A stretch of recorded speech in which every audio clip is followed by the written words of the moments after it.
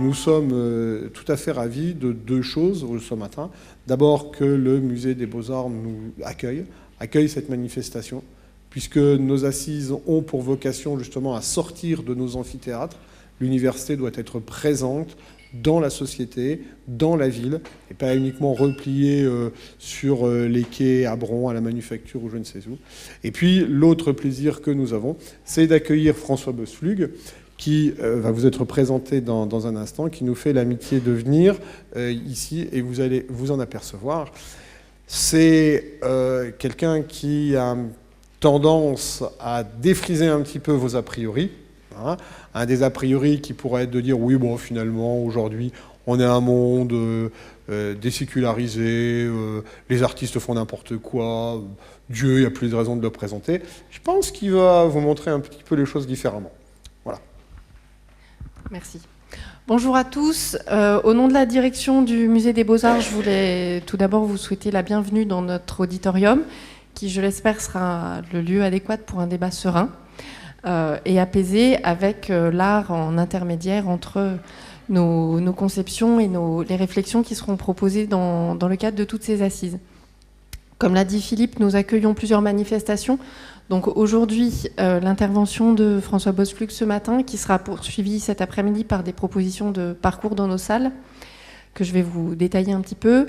Ensuite, demain, une journée d'études sur art et anticléricalisme, donc avec vraiment l'idée de faire le lien avec les productions artistiques, qui ne seront pas forcément celles de nos collections, mais en écho avec voilà, toutes les propositions et toutes les prises de position des artistes, notamment au XIXe siècle. Et puis nous aurons l'honneur de clôturer le colloque consacré à enfants et religions, qui se tiendra les 28 et 29 octobre, une partie à Lyon 2 et la deuxième partie samedi prochain dans nos murs. Enfants et religions, pour nous, c'est vraiment un des sujets extrêmement importants, puisque vous savez que le musée accueille énormément de visites scolaires et de jeunes visiteurs, et que ces questions de religion sont, comme le disait Philippe, des questions qui aujourd'hui émaillent beaucoup de discussions, émaillent beaucoup les discussions des enfants également, et dans le cadre de l'enseignement tout particulièrement. Alors ce matin, la question cruciale, j'allais dire, de la mort de Dieu dans l'art, notamment à la fin dans la deuxième partie du XXe siècle. L'idée, après cette conférence, c'est de pouvoir parcourir nos collections pour voir un petit peu comment, avec des œuvres, comment tout cela s'est mis en place, comment cette question de la présence et de la représentation de Dieu fait question. Donc nous proposons un parcours qui sera guidé par monsieur François Boesflug cet après-midi. Notre proposition, comme vous êtes relativement nombreux, c'était aussi de parcourir d'autres collections et de voir cette question de la représentation de Dieu dans l'art à d'autres périodes. Donc l'idée, c'était qu'à 14h30, pour ceux et celles qui le souhaitent, vous puissiez avoir accès à différents parcours de visite. Donc à l'issue de la conférence, qui vous mettra, je pense, en appétit pour ces visites.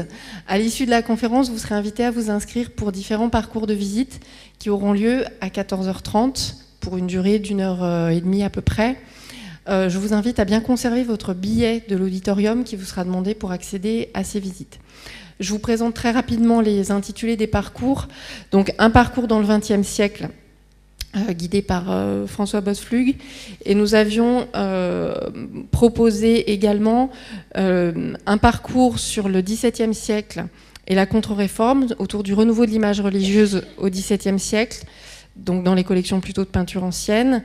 Et puis Philippe Martin proposait également un parcours sur la mort et ses représentations dans l'art européen, donc un parcours plutôt large dans sa chronologie pour parcourir nos collections.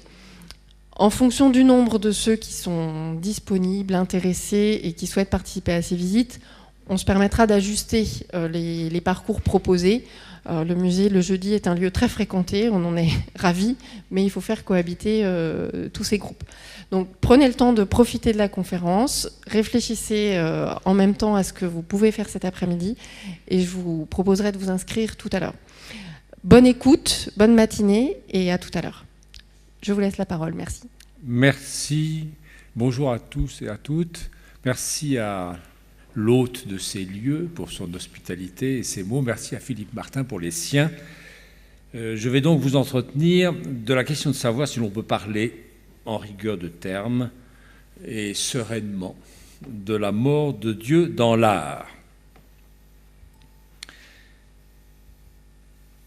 Der Spiegel, hebdomadaire allemand de très fort tirage, pour son numéro du 24 décembre 2015, a osé une intitulée Vom Himmel hoch, du haut du ciel, expression normalement associée, surtout durant le temps de Noël, à la descente du Verbe de Dieu sur terre en vue de son incarnation en Jésus de Nazareth.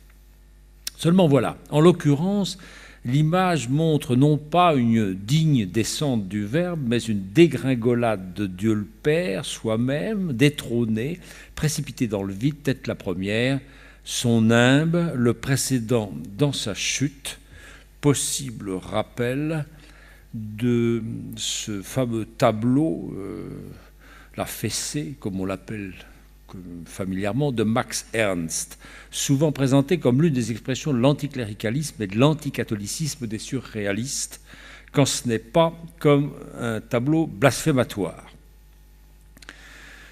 Je n'ai pas mission de sonder les intentions des rédacteurs de la revue allemande, mais je trouve que cette image peut servir à poser le problème dont je voudrais vous entretenir, celui d'une mort de Dieu dans l'art européen. Que vaut ce diagnostic d'allure nietzschéenne ?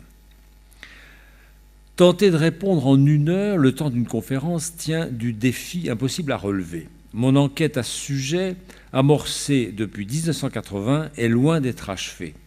Elle m'a conduit, dès 1984, à critiquer, mais aussi à me servir et à me stimuler par la thèse d'un chercheur allemand, Wolfgang Schöne, qui a fait sensation en déclarant en 1956 qu'à partir du troisième quart du XVIIIe siècle, Dieu serait devenu irreprésentable. Il voyait juste dans la mesure où Dieu le Père et la Trinité ont subi un déclin sévère dans l'art européen depuis la date indiquée, comme je vais le remettre en mémoire dans une première étape. Pour enfoncer le clou, je passerai ensuite en revue les types iconographiques de la Trinité et de Dieu qui ont connu une éclipse au moins partielle, voire sombrer dans une profonde léthargie en se réfugiant au mieux dans des formes d'art pieux.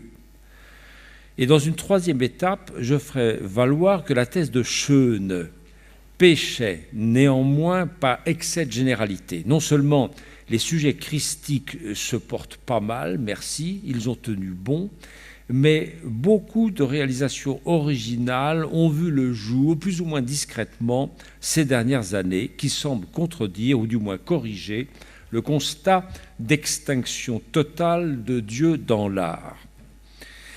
Et en conclusion, je livrerai quelques réflexions synthétiques sur l'actuelle situation iconique de Dieu chrétien dans les langages d'image. L'étude du thème de Dieu dans l'art sur la longue durée est passionnante parce qu'elle obéit à sa logique propre et non à des directives ecclésiales, comme beaucoup le croient, qui seraient magistérielles, conciliaires, épiscopales. Elle n'obéit pas plus à des décisions politiques, ni ne se calque sur la succession des styles ou des modes culturels. Elle suit un rythme qui lui est propre et dont les phases successives ne peuvent être établies qu'au prix du repérage patient des dates d'apparition, d'épanouissement, de déclin et de disparition des sujets dont est constituée l'iconographie du Dieu chrétien.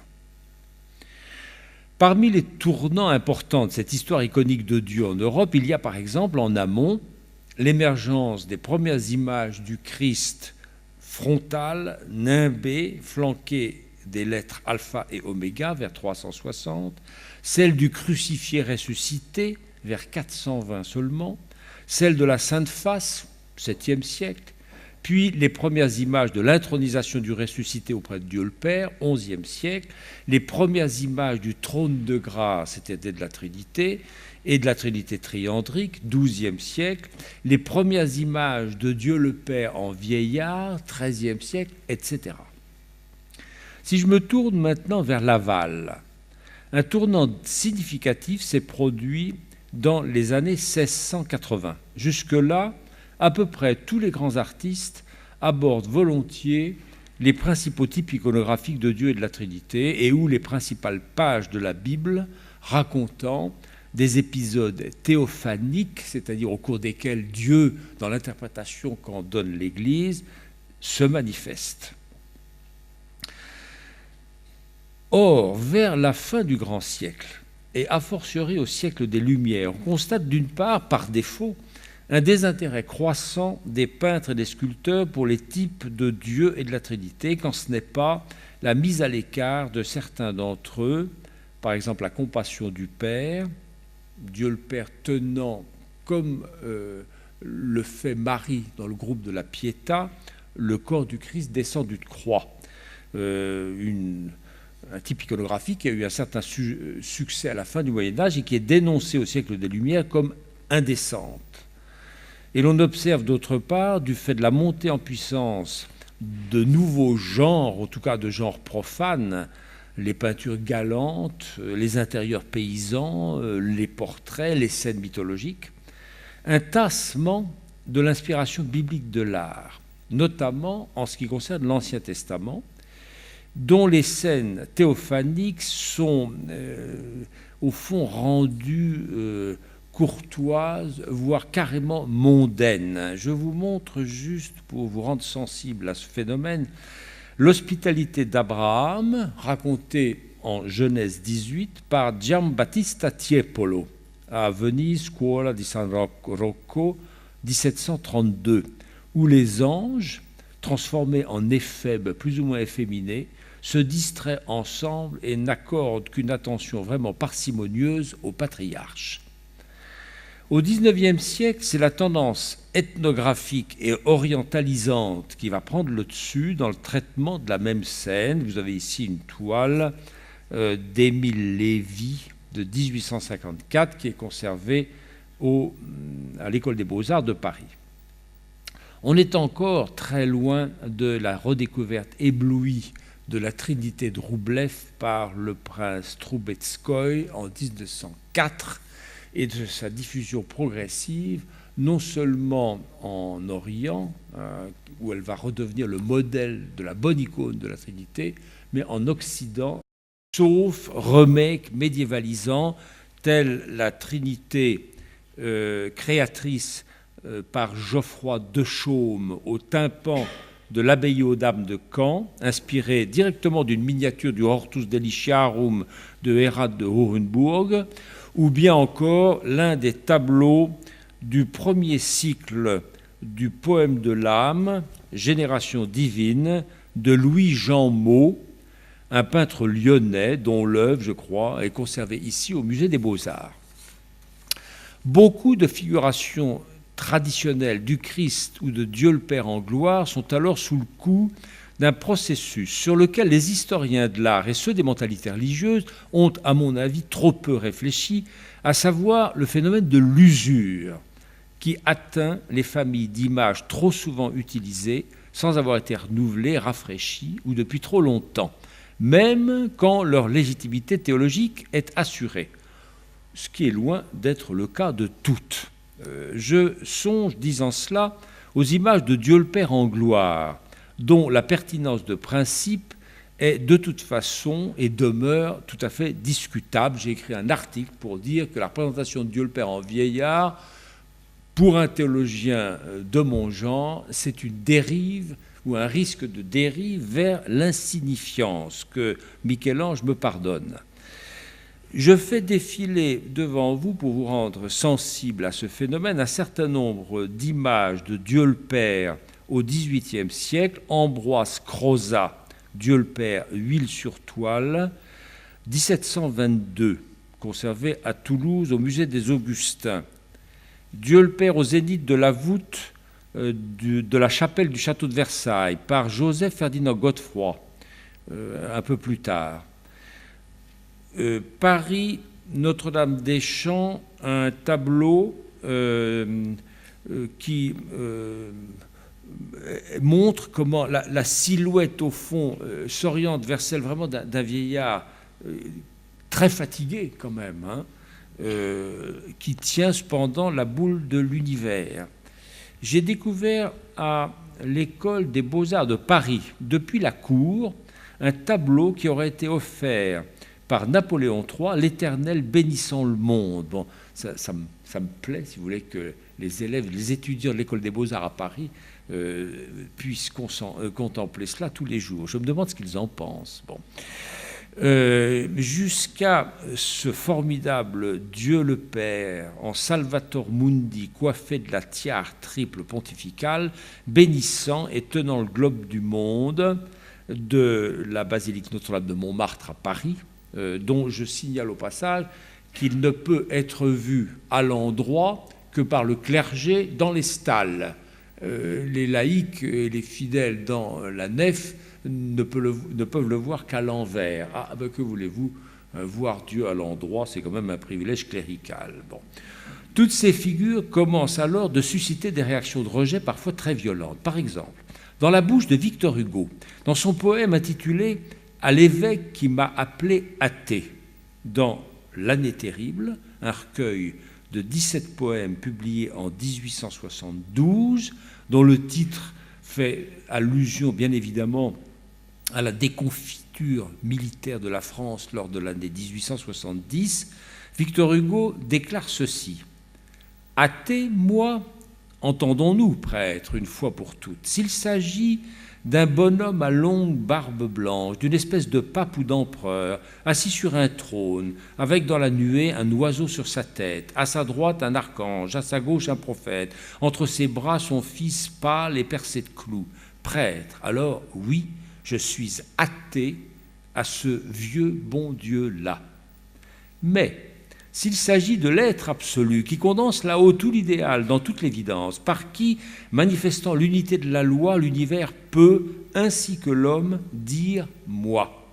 Alors, tout change, alors nos esprits se retournent, et c'est moi le croyant, prêtre, et c'est toi l'athée. Bon, Dieu le Père tenant le Christ en croix, au fond, Hugo nous dit qu'il ne peut plus le voir en peinture. Et la formule est d'une rigueur impeccable. Il y a donc bel et bien une vie des types et des sujets, en particulier pour Dieu, comme il y a une vie des formes, pour reprendre l'expression de celui qui a donné son nom, sauf erreur, à l'une des salles, peut-être celle où je parle, Henri Faucillon. Les images aussi ont une adolescence, un âge mûr, un troisième âge et peut-être une agonie. C'est au nom, en tout cas, de son idée du divin que Hugo ose repousser résolument les images de Dieu le Père en vieillard souverain. Personne avant lui n'avait osé formuler pareille critique. Mais il est probable, en revanche, que le sentiment de lassitude, de ras-le-bol, si je peux me permettre cette expression familière, et de disharmonie entre le sens vivant de Dieu dans la conscience des personnes et les formes acquises du divin dans l'histoire de l'art, a été ressenti par beaucoup avant Victor Hugo et en tout cas le sera par beaucoup après.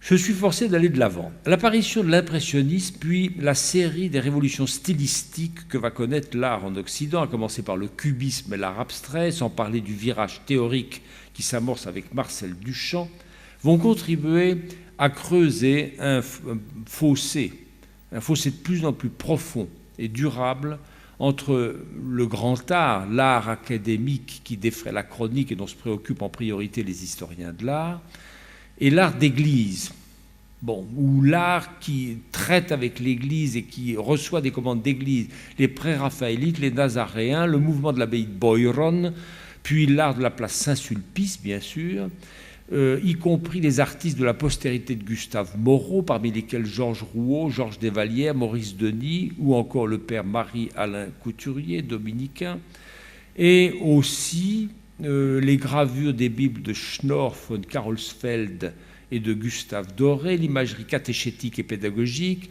de James Tissot au catéchisme de la Bonne Presse, en passant par la miche de pain et le missel de Frère Yves.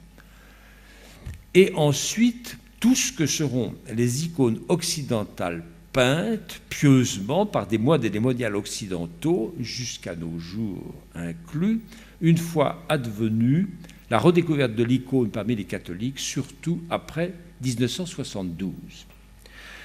Dans ce fossé qui se crée entre l'art, le grand art, et puis tout ce qui est art d'église, Dieu se perd, pourrait-on dire. Dieu s'y perd. Notamment Dieu le Père, motif carrément en bernin. Et c'est symptomatique, pratiquement aucun des artistes que je n'ai nommés n'a représenté Dieu le Père. Alors, je cite quand même deux exceptions.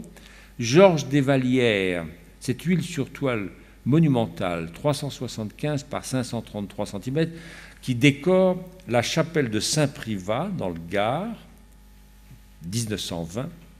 Et l'autre exception, à ma connaissance, c'est la Trinité peinte par le père Couturier dans l'oratoire du maître général au couvent Sainte-Sabine sur l'Aventin à Rome, dont on a tiré des images d'ordination, et où le Père, Dieu le Père et le Christ en croix échangent un regard qui fait penser à un autre artiste, dont je ne sais pas si vous le connaissez, Jean-Georges Cornelius, 1880-1963, peintre inclassable, frère spirituel de Georges Bernanos, dont il a fait la connaissance en 1929, converti du protestantisme au catholicisme en 1931, et qui eut, sa vie durant, des relations exécrables avec le clergé. Il ne recevra de son vivant aucune commande d'église. Et comme il l'a dit lui-même, ma peinture, décidément, ne plaît pas au curé. Et dans une lettre, il précise « J'ai essayé de lutter toute ma vie contre l'art sulpicien, contre le Christ manucuré et frisé et shampouiné. » C'est vérifiable d'ailleurs quand on regarde son Christ roi à gauche sur l'écran, qui rompt avec tant d'images du Christ, étrangement fiéraud, propre sur soi et bien peigné, fût-il en croix. L'histoire de l'art aussi l'a longtemps regardé de travers, mais je note qu'un livre lui a récemment rendu justice en 2009, qui a été préfacé, excusez du peu, par Pierre Rosenberg de l'Académie française. Comme quoi, il y a des bougées, si vous voulez, dans l'estimation que les historiens d'art patentés peuvent faire d'un artiste comme cela. C'est en tout cas l'un des très rares artistes qui ait réinventé au XXe siècle, dans la seconde moitié, une image de Dieu le Père que vous avez sur la droite sur l'écran. Seul se maintient, ou s'est maintenu de façon renouvelée et forte, l'image du Dieu incarné, et en particulier toutes les approches picturales ou sculpturales de la tête du Christ, de son recueillement quand il a les yeux clos, ou de son regard quand il les tient ouverts. Témoin, entre autres, les talentueuses séries de Sainte Face d'Alexis Javlensky à gauche et de Georges Rouault à droite. J'ai publié récemment un article dans un volume consacré à la Sainte Face. J'ai repéré 52 Sainte Face dans l'œuvre de Rouault. Ça le poursuit sur 50 ans. Mais chez ces deux artistes, comme le donne à entendre l'absence quasi systématique de nimbe ou de gloire ou de rayonnement dans leurs œuvres, la divinité du Christ y est beaucoup moins perceptible que son humanité. C'est sur elle que porte, je crois, l'accent.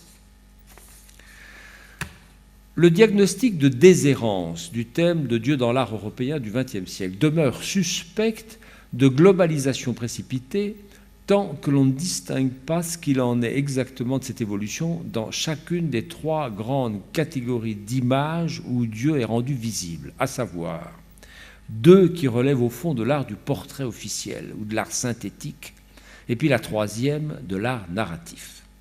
Les types iconographiques relevant de l'art synthétique sont d'une part ceux qui sont chargés de manifester d'une manière ou d'une autre la divinité du Christ, et d'autre part ceux qui ont été voués par le passé à évoquer Dieu en soi, ou Dieu le Père, ou l'Esprit Saint, ou la Trinité. S'agissant des premiers, la plupart des figures de Christ en gloire ou des dieux Christ qui ont connu un très brillant destin dans l'art jusqu'au siècle des Lumières, Pantocrator, Salvator Mundi, Dieu créateur tel qu'on le voit par exemple dans la coupole de la création du narthex de San Marco à Venise, quitte le répertoire des peintres. Bon. Le Christ du Sacré-Cœur, qui au fond les remplace en raison de l'écho dans l'Église des visions de la sœur Marguerite-Marie Alacoque, ne subsiste plus guère de nos jours que dans l'image de la vision qu'a eue une autre moniale, Elena Kowalska, alias sœur Faustine, qui ne relève pas précisément de l'histoire de l'art, mais que l'on voit un peu partout dans les églises catholiques.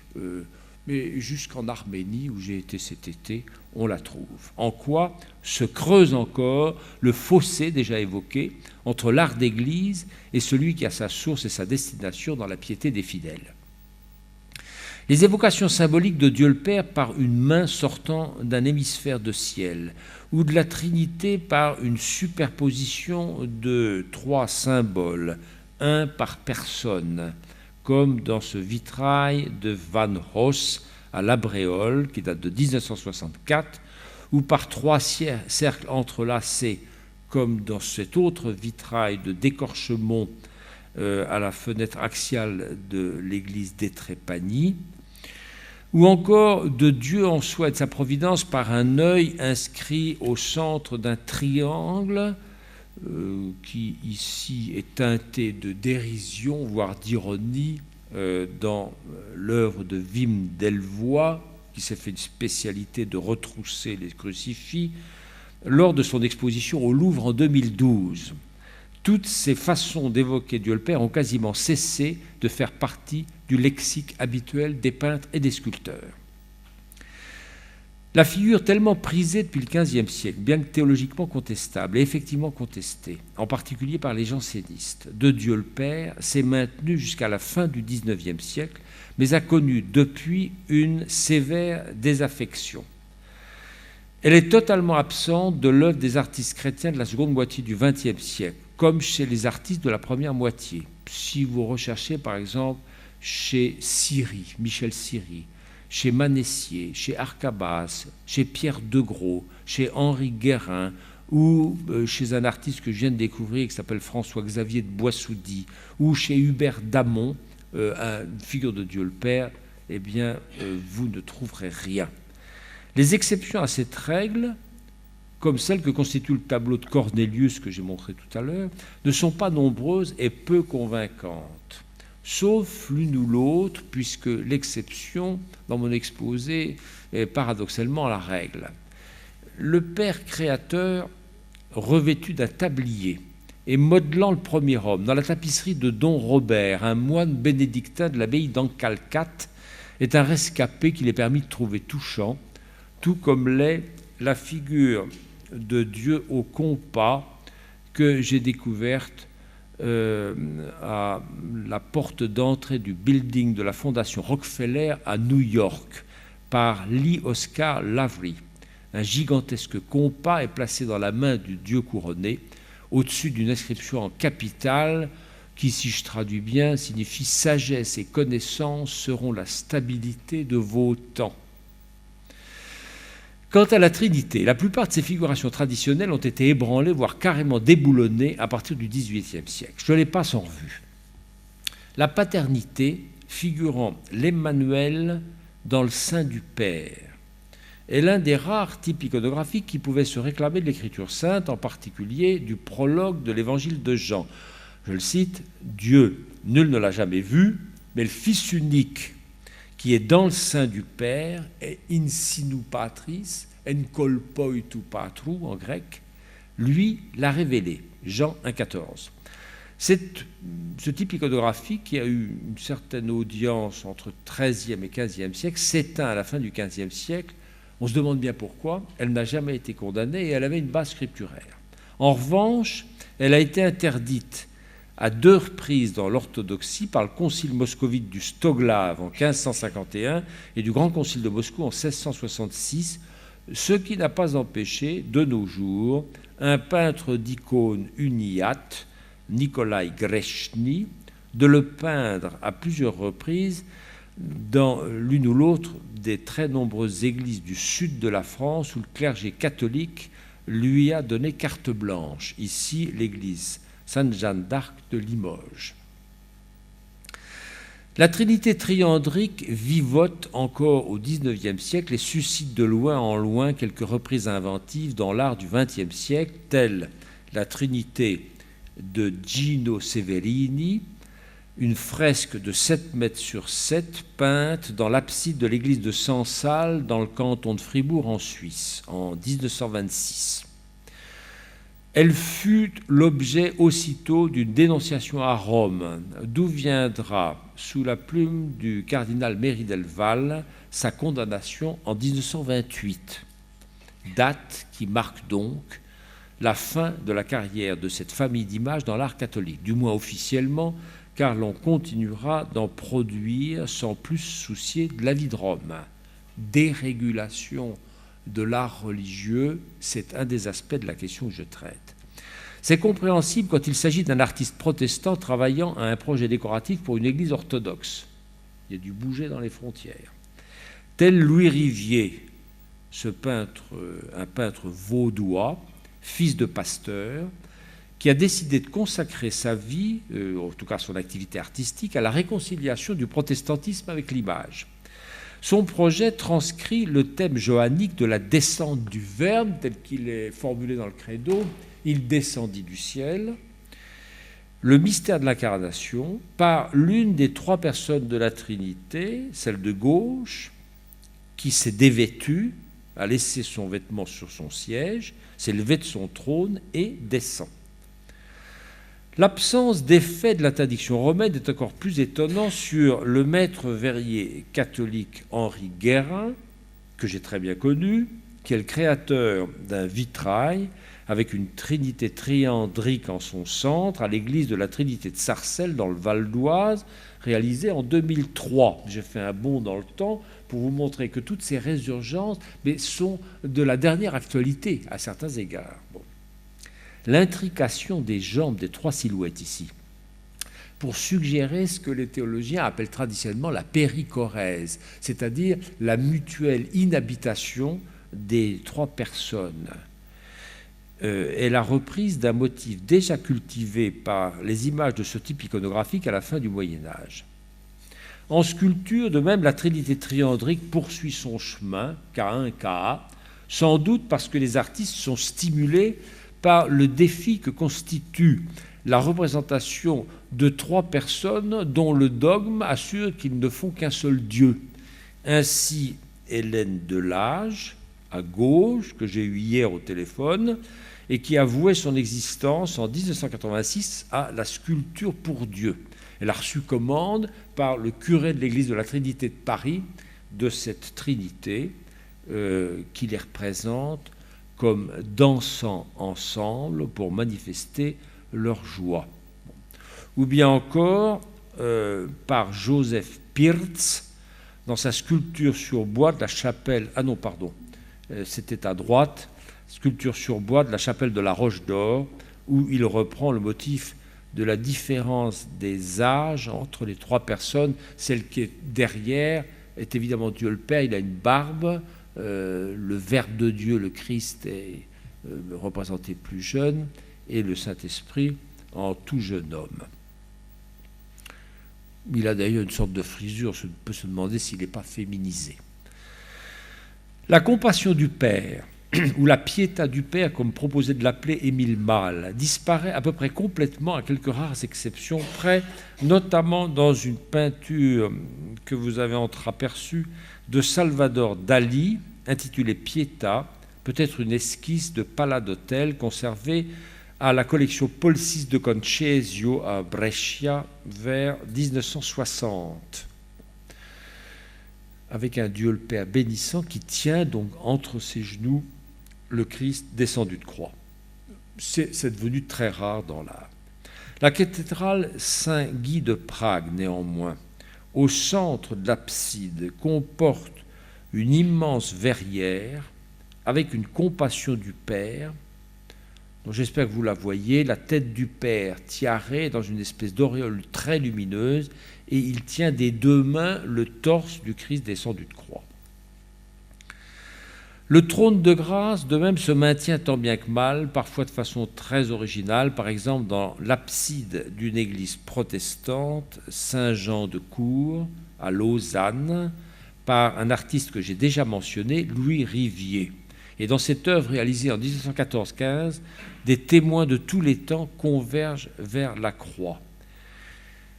Au centre, donc, quelque chose qui relève du type iconographique trône de grâce, mais avec cette particularité que Dieu le Père, d'une certaine manière, se glisse sous le bras droit du Christ crucifié, d'une manière presque ludique. On a envie de mettre, vous savez, une de ces banderoles moqueuses, « Coucou, me voilà ». C'est peu respectueux, jugeront les catholiques, du critère de la décence qu'a beaucoup prôné le Concile de Trente. Bon. Mais un protestant n'a pas à se soucier du Concile de Trente. Ce détail permet d'observer que le peintre a donné le même visage au Père et au Fils, en tout cas deux visages extrêmement parents. Et au fond, il a respecté ce que devrait entraîner chez tous les artistes la réponse de Jésus à l'apôtre Philippe, qui m'a vu, a vu le Père. Ce retour discret mais délibéré à ce que j'appelle le christomorphisme de la représentation chrétienne de Dieu suppose une culture iconographique pointue que bien des peintres catholiques ou au service des églises catholiques ne possèdent plus. Ce type est néanmoins devenu rare après avoir suscité des œuvres en quantité depuis le XIIe siècle. Ce fut sans conteste l'image de la Trinité la plus fréquente de toutes en Occident, du XIIe au XVIe siècle inclus, date à partir de laquelle elle est progressivement supplantée par la Trinité du psautier, en harmonie profonde avec le triomphalisme de l'Église post-tridentine. Cette dernière famille d'images, la Trinité du psautier, ne subsiste au vrai que dans la mesure où elle est enrôlée et par la sauvée de l'oubli par le couronnement de la Vierge. Vous avez ici un relief de la porte de l'église Sainte-Odile à Paris par Anne-Marie Roux. Bon. Ou bien je peux vous montrer un vitrail de Jean Barillet à Notre-Dame de Louviers, où père et fils couronnés tiennent ensemble une couronne, ce qui permet de soupçonner qu'il s'agit de nouveau d'un couronnement de la Vierge. Les théophanies bibliques, quant à elles, connaissent un net tassement. C'est le cas notamment pour celle de l'Ancien Testament, l'hospitalité d'Abraham, le buisson ardent, la vision d'Ézéchiel, d'Isaïe, de Daniel, tandis que celle du Nouveau, principalement baptême du Christ et transfiguration, ont continué d'inspirer les artistes. Mais là encore, il y a des exceptions. Parmi les artistes du XXe siècle qui ont su poursuivre l'épopée picturale des théophanies vétérotestamentaires dans l'art, se détache sans conteste Marc Chagall, qui a représenté une bonne vingtaine de fois l'hospitalité d'Abraham, dans une perspective évidemment juive, c'est-à-dire excluant d'y voir une préfiguration de la Trinité. Si j'en viens maintenant à des artistes catholiques, je vous montrerai l'œuvre de Sigurd Köder, 1925-2015, prêtre et artiste, qui a une intéressante interprétation trinitaire de cet épisode, en regroupant si étroitement les trois convives sous un même voile, justement au nom de la périchorèse que je signalais tout à l'heure, qu'ils ne sont plus qu'un, avec seulement deux mains en tout, mais trois visages, dont l'âge varie, si bien que l'identité de chacune des trois personnes s'énonce sans équivoque. C'est sans doute le moment où les trois annoncent au patriarche la naissance d'Isaac, car en bas à droite, Sarah rit et rougit. À Yaroslav, en Russie par conséquent, l'une des principales cités de l'histoire de l'icône, se trouve désormais dans un parc public un groupe sculpté en ronde-bosse de grande dimension, la Sainte Trinité de Nicolae Mouchin, artiste orthodoxe né en 1955, avec les 3 visiteurs d'Abraham en train de bénir des calices à leurs pieds. Là encore, j'insiste, les frontières bougent parce que, jusqu'à plus ample informé, la sympathie du christianisme orthodoxe pour la statuaire était vraiment faible. Le buisson ardent est peut-être celle des théophanies de l'Ancien Testament qui tire le mieux son épingle du jeu. Je n'ai pas le loisir de m'attarder à le prouver et me contente de relever que le passage du livre de l'Exode, Exode 3, 14, est encore illustré, s'il est permis d'employer ce mot jugé infamant pour l'art, par beaucoup, de bien des manières, tantôt quelque peu naïves, tantôt plus savantes. Vous avez ici à gauche, de nouveau, une peinture de Sigurd Köder, et à droite, une peinture de Machash Makov, avec dans les 2 cas une sorte de face-à-face entre Moïse et le buisson en feu. Ou encore, et surtout, par des toiles abstraites, où, au fond, le seul motif que l'on peut se risquer à nommer est le feu. Ainsi, chez Jean Berthold, Huile sur toile en 1965, ou bien chez Jean Le Moal, à droite, en 1975. Bon, j'étais ces derniers jours à Pont-Scorff, en Bretagne, pour un colloque sur le sculpteur de Gros, et il a fait lui aussi une représentation sculptée du buisson, mais qui n'a que le feu, si vous voulez. Il est devenu très rare que le buisson ardent soit de nouveau le siège, je dis bien le siège, d'une figure divine anthropomorphe symbolisant la source de la voix qui s'est adressée à Moïse. Le Christ d'Arcabas à Notre-Dame de la Salette résulte d'un compromis auquel j'ai assisté entre l'artiste et le recteur du sanctuaire, entre le type traditionnel du Pantocrator, qui sied à l'abside d'un sanctuaire, et les paroles de la Vierge au petit berger visionnaire du lieu, qui se sont entendus dire « J'ai bien du mal à retenir le bras de mon fils », le bras punisseur du Christ, fâché par les péchés des humains. Bon.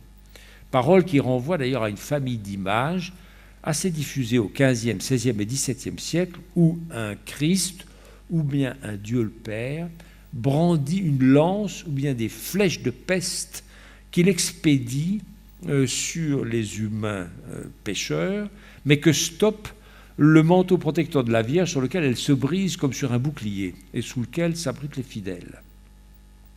Il y a un tableau de Rubens qui est peut-être conservé au musée des Beaux-Arts de Lyon, où Marie, par son intercession, arrête de justesse le bras vengeur du Christ armé. Voilà, on me confirme que c'est bien le cas. C'est une des rares peintures monumentales du XXe siècle, en tout cas, où le Christ tourne vers le spectateur des paumes ouvertes et vides. Généralement, il tient toujours quelque chose, un livre, un sceptre, le globe de l'univers, etc. Il est placé sous le tétramorphe de la vision d'Ézéchiel, que vous voyez en encorbellement au-dessus, à l'honneur ici, comme il ne l'est pas souvent dans l'art du XXe siècle. La Trinité, plus que Dieu le Père ou Dieu le Christ, a aussi fait l'objet d'approches par l'art abstrait dans la ligne de la Majestas cubiste d'Albert Gleizes, qui a servi, je crois, d'affiche ou de tract à cette conférence. Elle est encore identifiable en filigrane sous la constellation des facettes cubistes d'Albert Gleizes. En revanche, il est risqué d'émettre des hypothèses sur l'identité des personnes et la signification des motifs des compositions en triptyque d'Annie Ruineau en haut ou de Chantal Bert en bas, et a fortiori des 3 immenses monochromies de David Simpson exposés à l'église San Fedele de Milan et qui portent le titre de Trinité. Il est permis de douter que ces œuvres puissent jamais ambitionner plus qu'une fonction purement décorative dans un édifice chrétien, tant leur fait défaut, pour prétendre à des rôles catéchétiques ou dévotionnels, la lisibilité que Jacques Maritain fixait comme idéal, voire comme obligation incontournable aux peintures religieuses. L'artiste belge Jean-Michel Folon, mort en 2005, a décoré la chapelle des Pénitents blancs de Saint-Paul de Vence du XVIIe siècle. L'œuvre fut par lui donnée à la ville en gage de reconnaissance. Ayant reçu l'aval du curé de la paroisse et de l'évêché, son projet fut présenté en juillet 2003 sur plan au conseil municipal qui l'a immédiatement adopté. Il semble que l'artiste ait commencé d'y travailler de son vivant, mais la restauration de la chapelle ne fut pas achevée avant 2006, si bien que l'artiste, disparu en 2005, ne vit pas la réalisation de son œuvre. Elle fut exécutée dans la fidélité à ses plans, et on l'appelle volontiers désormais la chapelle Folon. Or, une fois n'est pas coutume, c'est un gigantesque œil divin qui plane sur la ville pour la bénir d'en haut et la protéger. Dans le Perche, l'église de Saint-Victor de Rhénau a connu une importante restauration au cours de laquelle Stéphane Arondeau, à la fois historien et maître verrier, ce qui n'est pas commun, a réalisé en 2010 cette verrière comportant une paternité avec Emmanuel in sinu Patris dans le sein du Père et tenant dans les mains la colombe de l'Esprit Saint. Cette image provenant tout droit de l'art de l'enluminure. C'est peut-être une première absolument pour ce type iconographique de constituer le sujet d'une verrière. Je n'en connais pas en tout cas d'équivalent. Le 18 septembre 2015 a été dévoilé à la cathédrale de Strasbourg, dans le cadre des célébrations du millénaire de cet édifice, un nouveau vitrail, fruit de la collaboration de l'artiste Véronique Elena et du maître verrier Pierre-Alain Parot. Il est fait de 2 verrières contiguës de 9 mètres de haut et a été installé dans l'une des chapelles latérales, la chapelle Sainte-Catherine. Il s'agit d'un monumental buste du Christ de 5 mètres de haut, inspiré de Hans Memling. L'une des lancettes faisant sur lui un gros plan, tandis que sa jumelle montre la main droite du Sauveur bénissant sur fond de paysages verdoyants, rendant hommage à la beauté de la création.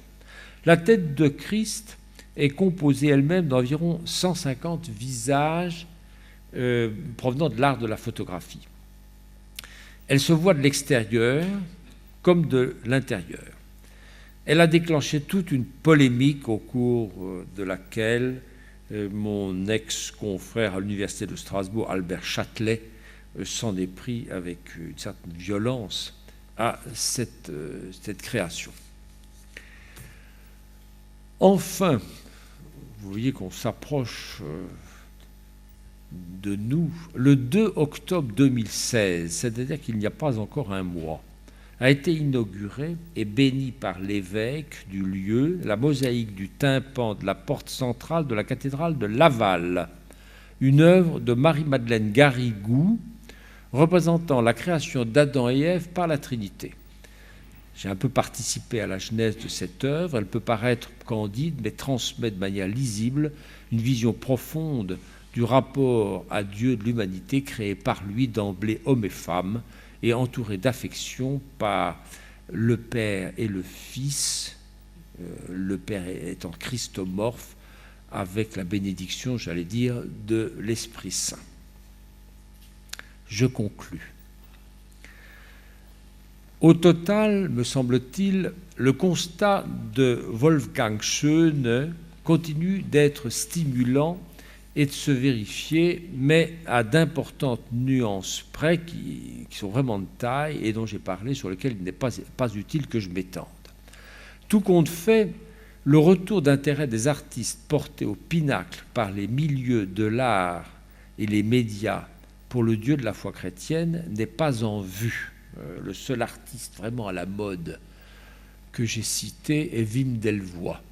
Bon, tous les artistes dont, j'allais dire, qui font les choux gras des journaux télévisés dans des expositions au Louvre, à la Biennale de Venise, au château de Versailles, etc., vous n'avez pas entendu leur nom, et pour cause. De là à parler d'une éclipse totale de Dieu dans l'art et d'une exculturation systématique du christianisme sur ce point précis, il y a une marge que je conseille de ne pas franchir. Car le patrimoine des types et des formes en lesquels le Dieu chrétien a été peint et sculpté durant des siècles, loin d'être inerte, continue de travailler comme un levain l'imaginaire de certains artistes. Les initiatives de leur part sont variées et finalement assez nombreuses dans un pays comme la France pour traduire en termes à la fois traditionnels et renouvelés la présence et l'action de Dieu dans l'histoire. Simplement, cette actualité ne fait guère de bruit dans les médias qui n'ont certes pas tendance chez nous, du fait d'une conception quelque peu étouffante de la laïcité, à valoriser la création affichant un lien à la tradition chrétienne. C'est pas cachère. Il n'empêche, l'aventure de Dieu dans l'art se poursuit, même si elle est moins glorieuse qu'elle ne le fut, même si elle est tâtonnante, peu favorisée par l'ego transcendantal de bien des artistes, leur médiocre culture religieuse et leur goût immodéré du décalage et de la provocation. Et même si elle est endormie, voire chloroformée, nolens volens, par un clergé qui n'a souvent que l'accueil à la bouche et ne sait plus passer des commandes avec un programme iconographique explicite et exigeant. J'ai parlé de variété et j'insiste. Les variables de la production de l'art chrétien, style, support, sujet, contrairement à ce que beaucoup croient, ont rarement été fixées d'autorité par l'Église hiérarchique. Mais aujourd'hui, plus que jamais, ce sont la liberté, la fantaisie, le caprice, l'exploration et la confusion qui règnent en maître, au point d'ailleurs que l'on en viendrait pour un peu à rêver de quelques fermes directives, s'il est vrai que l'art vit de contrainte et meurt de liberté, comme l'a dit André Gide. Par ailleurs, autre caractéristique du moment particulier que traverse l'art chrétien, il y a un important bouger des frontières entre les grandes dénominations chrétiennes, on l'a noté au passage. Il y a des sujets typiquement catholiques pendant des siècles qui sont illustrés par des artistes protestants qui eux-mêmes travaillent pour des églises orthodoxes. Ça circule plus que cela n'a jamais circulé. Les icônes orthodoxes et les modèles de l'icône s'étant introduits, eux, puissamment dans les pratiques catholiques et les édifices catholiques. Des signaux existent, en tout cas, j'en ai donné quelques spécimens, de ce que la culture continue de rôder autour de la Bible et des articles du Credo. Non, Dieu n'est pas mort dans l'art contemporain, il bouge encore et se faufile. L'aventure se poursuit, conformément d'ailleurs à ce qui fait la spécificité du rapport du christianisme au langage d'image par rapport aux deux autres monothéismes. C'est parlant et nécessaire au moment où s'annonce une profonde remise en question de l'idée traditionnelle de Dieu parmi les théologiens, que suscitent des livres décoiffants depuis quelques années, sans parler de l'écriture militante et parfois pamphlétaire des auteurs athées. Bon, voilà le contexte dans lequel nous nous trouvons. Je trouve que c'est une affaire tout à fait passionnante à suivre, mais dont l'issue ne doit pas être donnée pour jouer d'avance. Merci de votre attention.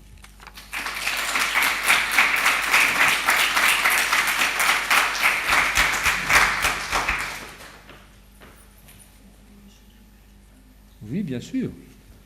Si certains d'entre vous ont des questions ou des interrogations par rapport à l'intervention ou des remarques, et que si vous souhaitez intervenir, le micro est disponible.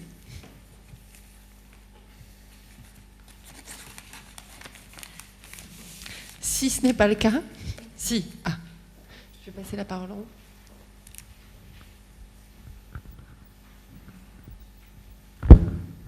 Bonjour. Bonjour. Je vous remercie pour votre intervention. Je me permets d'intervenir un peu naïvement parce que je pensais en fait être... je n'arrivais pas en fait avec une vision négative. Je pensais bien effectivement que l'art contemporain a su faire vivre l'iconographie chrétienne d'une manière ou d'une autre, et vous en avez cité beaucoup d'exemples. Mais je trouve que parmi tous ceux que vous avez choisis, il y a quand même, je sais pas, une sorte de pauvreté dans la représentation, voire de défaite un peu. Et voilà, comment expliquer le fait que malgré cette inspiration, au fond, ça ne produit que des œuvres pour beaucoup mineures, quoi, ou secondaires. Enfin, on peut quand même être déçu, quoi, par beaucoup de choses qu'on a vues aujourd'hui, quelques exceptions mises à part. Je sais pas, je pense à Chagall, par exemple. Voilà, c'est juste ce constat que je voulais. Merci. Puis-je faire écho à cette intervention tout de suite ou dois-je attendre? Non, allez-y. Bon. Je comprends et même je partage votre surprise teintée de déception. La plupart des peintres qui ont encore abordé le sujet, il est permis de le penser, ne sont pas tout à fait à sa hauteur. Bon. Et c'est un phénomène qui doit être pris en compte et qui, d'une certaine manière, renvoie à la perte, si vous voulez, d'une sorte de sens chrétien du mystère, perte d'information et de vraie culture biblique, perte de contact avec la liturgie, perte de la finalité propre des édifices religieux et de culture théologique. Si vous voulez, on peut s'interroger sur le fait qu'une certaine déperdition de culture religieuse pourrait être un facteur explicatif important. D'autre part, j'insiste sur le fait que beaucoup de ces œuvres sont nées hors contact vivant, bagarreur avec une commande d'église. Bon. Je crois beaucoup, malgré tout, à la pertinence du mot djihad. À partir du moment où tant et tant d'artistes cogitent de leur côté, hein, mais sans débat avec des hommes d'église, ou en tout cas des esprits cultivés du point de vue chrétien, il est un peu fatal que, j'allais dire, le niveau de l'inspiration soit en chute, et parfois il était en chute libre. Bon. Et je suis même, je vais aller jusqu'au bout de mes confidences, hein. J'ai connu un certain nombre d'artistes, ou je connais encore un certain nombre d'artistes, j'ai commis un certain nombre de livres sur des artistes contemporains. Je suis consterné par le fait qu'ils ne tiennent à peu près aucun compte des livres assez nombreux que j'ai publiés sur l'iconographie de Dieu et de la Trinité dans l'art. Bon. On dirait que pour un artiste, ce soit presque infamant de prendre conseil d'un théologien, de se renseigner sur la finalité d'un édifice, de lire un livre avant de se risquer, de s'aventurer dans un sujet. Bon. Vous prenez Chagall, que vous avez cité comme une heureuse exception. Chagall était un lecteur assidu de la Bible, un fréquentateur assidu des traditions hassidiques et tout. Il a été emmené aussi par son papa, comme il le raconte, dans une de ces villes de Biélorussie où il vivait, chez des peintres d'icônes. Il s'est fait une sorte d'idée multiconfessionnelle du problème de la Bible dans l'art. Sa culture, de ce point de vue-là, est un peu une exception. Voilà. Mais votre déception, je la rejoins. Néanmoins, j'attire votre attention, et puis j'en aurai fini, sur le fait que des œuvres d'art jugées sublimes à une certaine époque peuvent lasser à une autre et être trouvées très ennuyeuses. J'avoue trouver très ennuyeux un certain nombre de Dieu le Père qui ont été en gloire. Bon. De la même façon, je pense qu'un certain nombre d'œuvres d'art d'aujourd'hui qui sont trouvées de faible niveau pourraient être valorisées plus dans quelque temps. Bon. Il n'existe pas d'instrument de mesure infaillible du niveau d'une œuvre d'art. Ce sont des appréciations sujettes à caution et à discussion. Vous êtes d'accord avec ça, peut-être? Merci. Alors moi, je voudrais poser une question sur un objet dont vous avez beaucoup parlé, mais qu'on n'a pas vu. C'est ce retour de l'icône. Et comment, dans tout ce que vous venez de me dire, et puis la question qui a été posée sur le niveau des œuvres, vous replacez ce statut de l'icône, où on a à l'heure actuelle des religieuses qui se vouent à peindre des icônes dans un pseudo-style historique, toute visite dans un sanctuaire pèlerinage ou dans une maison religieuse se termine inévitablement par les icônes, etc., etc. Bon. Alors, de fait, c'est délibéré. J'ai signalé verbalement ce retour de l'icône. J'ai même fait des études sur sa datation, la nostalgie qui fut celle de Goethe, de trouver des gens qui l'informent de l'art de l'icône, etc. Bon, il y a une histoire, si vous voulez, de ce retour d'intérêt de l'Occident pour l'icône et de son massif accueil depuis quelques décennies. Mais je me suis dit que si je me lançais dans ce que vous souhaiteriez avoir entendu, je n'en finissais pas. Donc j'ai privilégié dans mon exposé, c'est sûr, disons la version, le flanc occidental de ce sujet.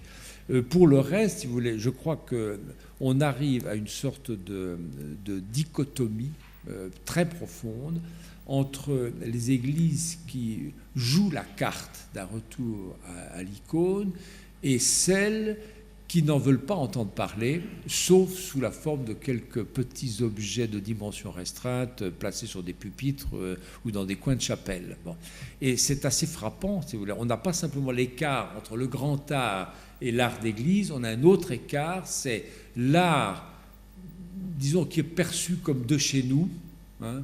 Il a quand même des allures occidentales, il est ressenti comme natif, et puis l'art qui vient de l'art d'icône, fut-il peint par de pieuses mains, par mes tantes et mes cousines qui ont choisi de prendre le voile. Voyez, bon. Et je crains une chose, c'est que la fréquence de ces icônes ne repose sur aucun terrain bien informé de ce que sont vraiment les icônes. Il faut vous dire aussi que la plupart de ces peintures ne seront jamais considérées comme de vraies icônes par les vrais orthodoxes, j'allais dire. Parce que tout simplement, elles n'ont pas été peintes dans les conditions qui font qu'une icône est une vraie icône. Bon. Et souvent, d'ailleurs, elles tombent dans un sentimentalisme dont n'importe quelle personne cultivée voit que ça n'est pas conforme à l'art de icônes. Il y a des tas d'icônes de la Sainte Famille qui sont d'un sentimentalisme inconnu de l'art de l'icône traditionnel. Bon, vous voyez, c'était un choix.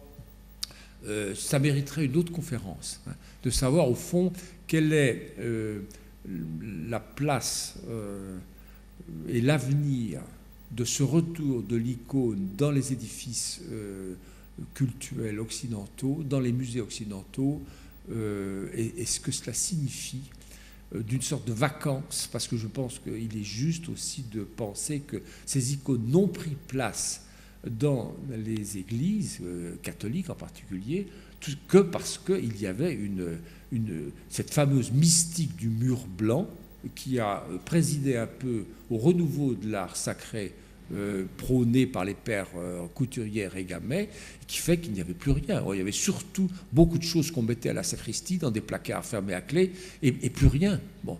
Vous pensez que la cathédrale d'Évry, par exemple, qui est la seule cathédrale construite sur le sol de France au XXe siècle par un architecte italien louqué, Mario Botta, ne prévoyait pas la moindre iconographie. Alors on a commencé par mettre un crucifix en bois qui venait du Gabon, ensuite on a demandé à Kim En-jong de faire des vitraux. Bon, c'est gentillet tout ça, mais c'est une parfaite insignifiance que mon ex-confrère dominicain me pardonne. Excusez-moi de parler franc, peut-être qu'il ne faut pas. Si, tout à fait.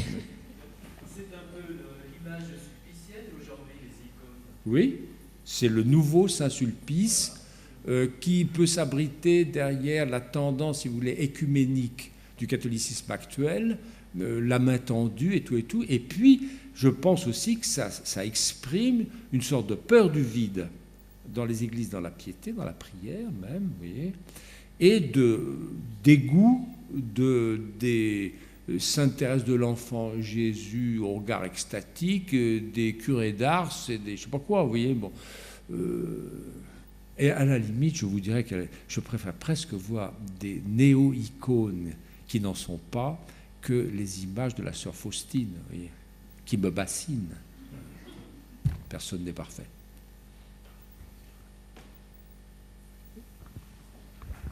Et alors, dans le cas de cette mystique du vide, on a quand même eu justement des religieux rentrant en contact avec un artiste. Je pense en particulier aux vitraux de Soulages pour Conques. Oui. Et pour ça, pour vous, ça c'est quelque chose qui a été un moment et on est en train de revenir? C'est quelque chose qui va se poursuivre? Quel est votre sentiment? Conques et les vitraux de Soulages, c'est une sorte de sommet, mais de limite extrême aussi, de ce que peut être le rapport entre l'art abstrait et une magnifique église chargée de gloire passée, bon, où d'ailleurs, je le signale au passage,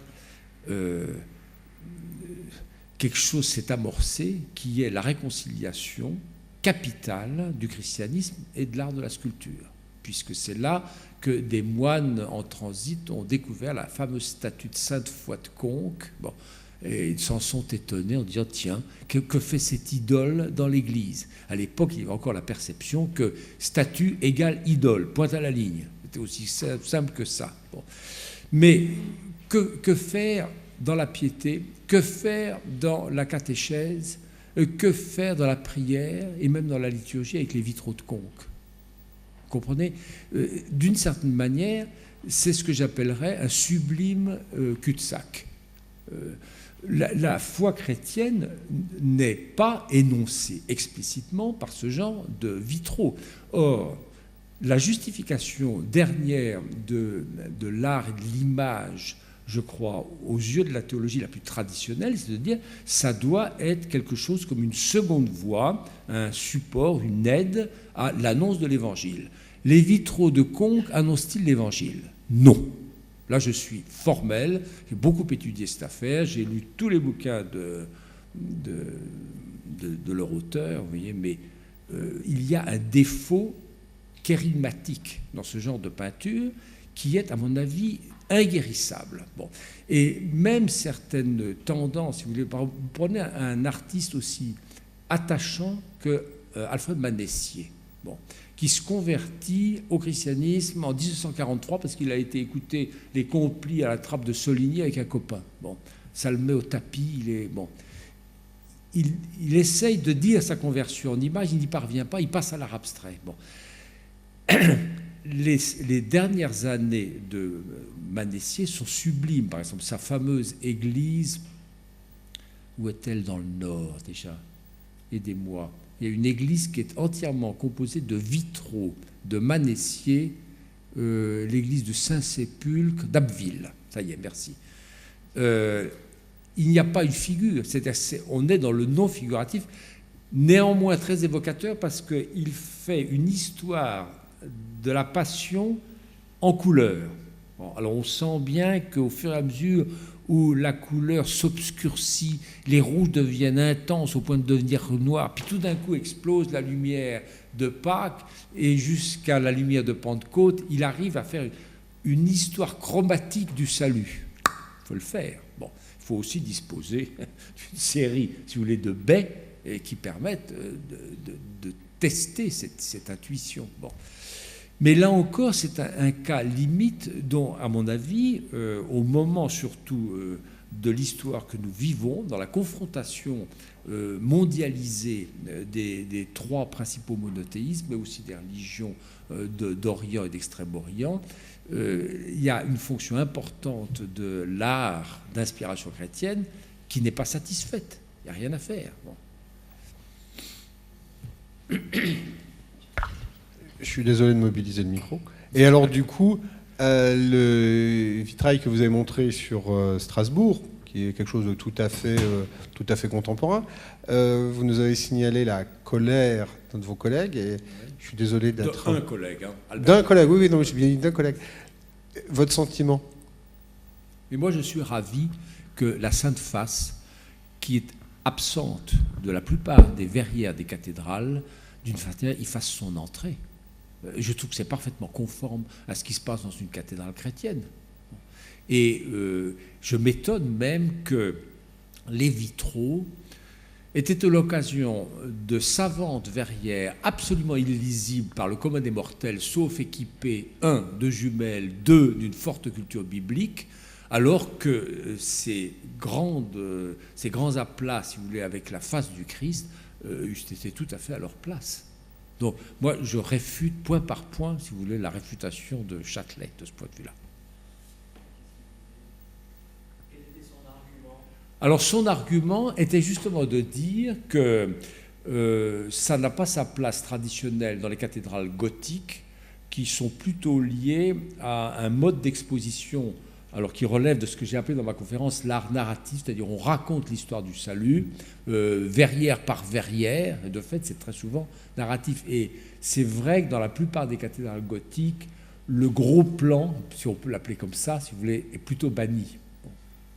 Mais c'est un argument de tradition qui résonne en dehors de la finalité propre d'un édifice cultuel chrétien, vous voyez. Et bon, moi, peut-être je suis indécrotablement théologien, mais je trouve qu'on peut aussi se guider sur ce que c'est qu'une cathédrale, c'est tout. Et qu'une cathédrale, de nos jours, permette à un artiste contemporain de mettre une sainte face du Christ, mais je m'en réjouis.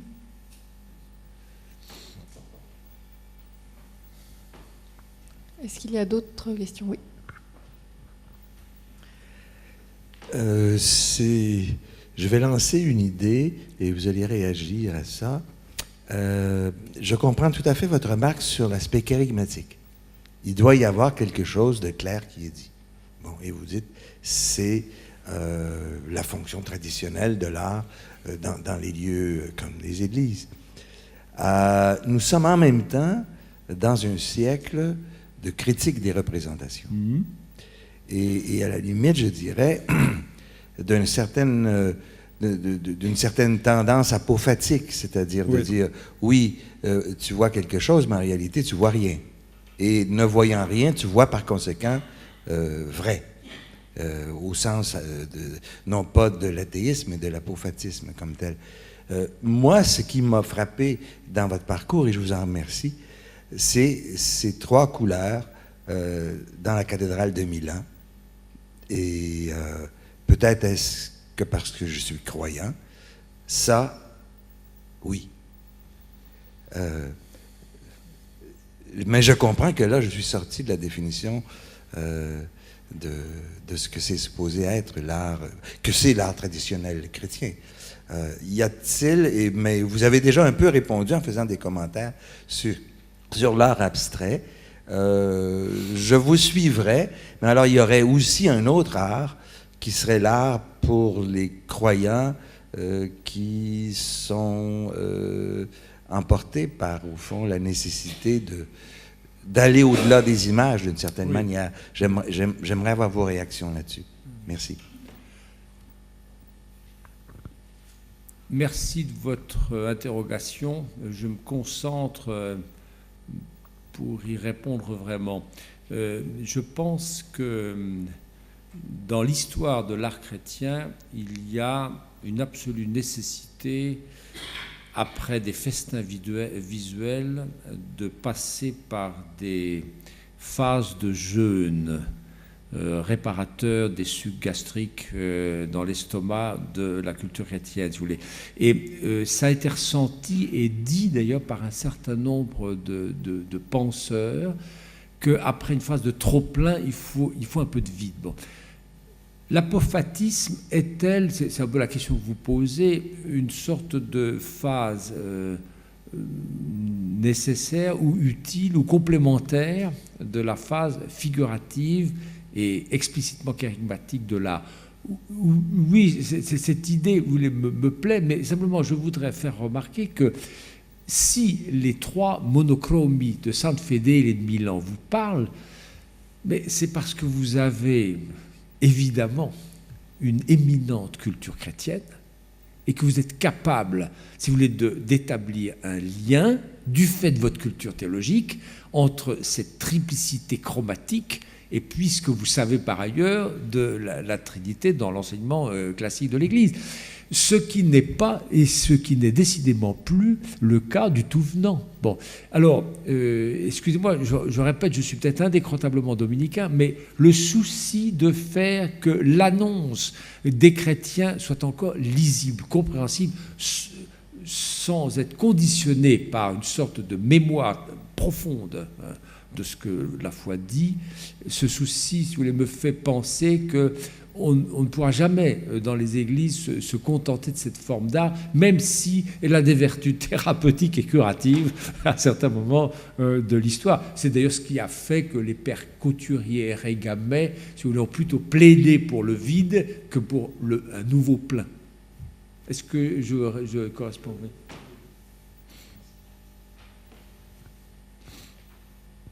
D'autres questions ou remarques?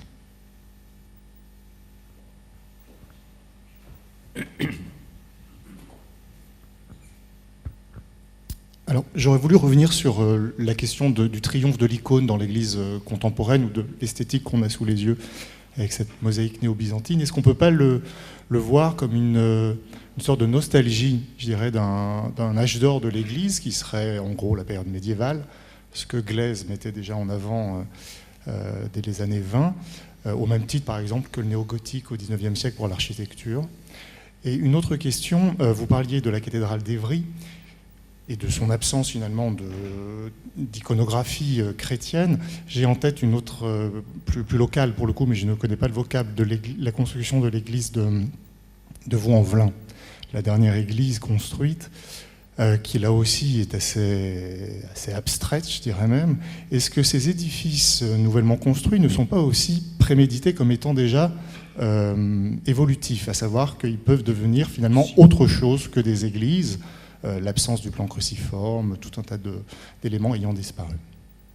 Merci de votre question, qui est de nouveau très, très passionnante comme les précédentes. Et alors, je réponds. Premièrement, sur la question de la nostalgie, c'est vrai, cela a joué, mais cette nostalgie se combine, si vous voulez, avec une sorte de besoin de support de prière, l'icône permettant précisément d'adosser la prière sur cette espèce de fenêtre ou de tremplin que représente une représentation lisible. Bon. Les deux se sont mariés, si vous voulez. Il y a de la nostalgie, mais il y a du besoin. Et de fait, d'une certaine manière, un certain nombre d'images, soit de l'art traditionnel, soit de l'art abstrait, ne pouvaient plus remplir cette fonction. Est-ce que les églises abstraites peuvent avoir, au fond, être considérées comme le premier temps d'une histoire qui commence, et elles seront alors ensuite complétées? Mais bien sûr que si, vous avez parfaitement raison. D'ailleurs, l'historien ne peut que vous donner raison. Ça me frappe beaucoup, par exemple, dans l'art missionnaire. Ce qui est recommandé aux missionnaires, maintenant, dans ces protocoles, si vous voulez, de mission qu'ils doivent normalement observer lorsqu'ils se rendent en terre étrangère, en terre lointaine, premièrement, construire des lieux de culte, ou des lieux de réunion, ou faire le catéchisme. Bon, l'iconographie, ça viendra après, vous comprenez? Bon. Alors, on est d'accord. Et je rajouterais, pour, si vous permettez, rapprocher votre suggestion de la question précédente, c'est-à-dire après un moment où le figuratif a été si lourdement réaliste qu'on finit par s'y prendre les pieds, qu'on finit par s'y prendre le cœur, que l'on finit par croire que Dieu est bel et bien une espèce de vieil homme un peu fatigué et bonasse qui nous surveille depuis le haut du ciel. Bon, on s'y trompe, ça finit par être trompeur.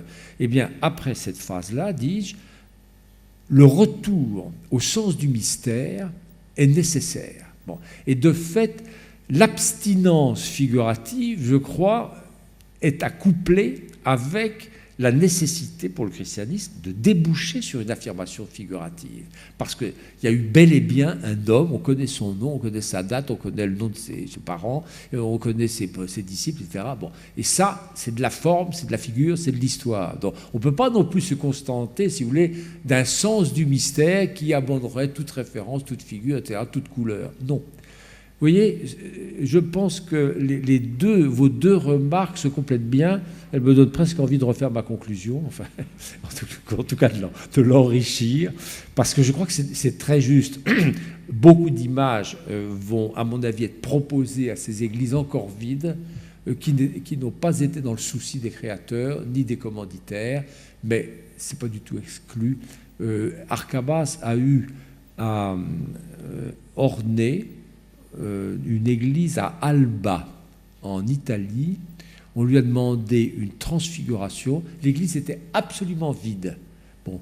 Et 10 ans plus tard, 10 ans après sa création, je ne sais plus si c'est le curé ou le maire ou les deux qui sont venus le voir, et il a fait une toile de 2 mètres sur 2 qui est une immense face du Christ transfiguré avec un fond or. Bon. Et je dois dire que c'est si réussi le mariage des deux qu'on dirait presque, quand on rentre dans l'église, que ça a été prévu au départ. Pas du tout. Ça s'est rajouté après. Donc il y a des compléments qui font des mariages heureux. Très bien, je pense qu'on peut conclure sur ces mots. Merci à tous.